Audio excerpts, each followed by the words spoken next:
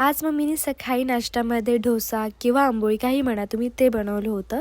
त्यानंतर अचानक मी आजारी पडले, त्यामुळेच मी लेट थोडंसं पोस्ट करते. सकाळी पोस्ट केलेलं नाही आहे. आवाजही तुम्ही बघू शकता बदललेला आहे. त्यानंतर म्हटलं की दवाखान्यात जाऊया. ऋषीची तर मध्ये लुडबुड अशी चालली आहे की मला पण घेऊन चला, पण त्याला नाही घेऊन जाणार आहे कारण वातावरण असं झालं की बाहेर पाऊस पडायला, थंडीही वाजत आहे. तर त्याला घेऊन गेलो तर तोही आजारी पडेल म्हणून नको म्हटलं. पटकन आवरले. मी कानातही कापूस घालते, पायामध्ये चप्पल घालते, स्कार्फही घालते, तरीही मला थंडी वाजत होती. त्यानंतर भाजीपाला वगैरे घेतला आणि चिकन घेतलं. म्हटलं की थोडंसं चवीचं बनवूया कारण आजारी असल्यावरती जिभेची चव अशी वेगळीच जाणवायला लागते, काहीतरी चांगलं खावं असं वाटतं. घरी आल्यानंतर थोडंसं मम्मीला हेल्प करूया म्हटलं. फक्त मी तिला मसाले वगैरे काढून दाखवत होते.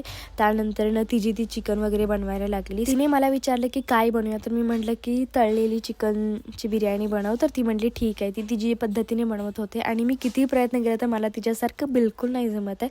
तिच्या हातची टेस्ट वेगळीच आहे, वेगळ्या लेवलची आहे आणि त्याला कोणी बीट करू शकत नाही असं मला वाटतं.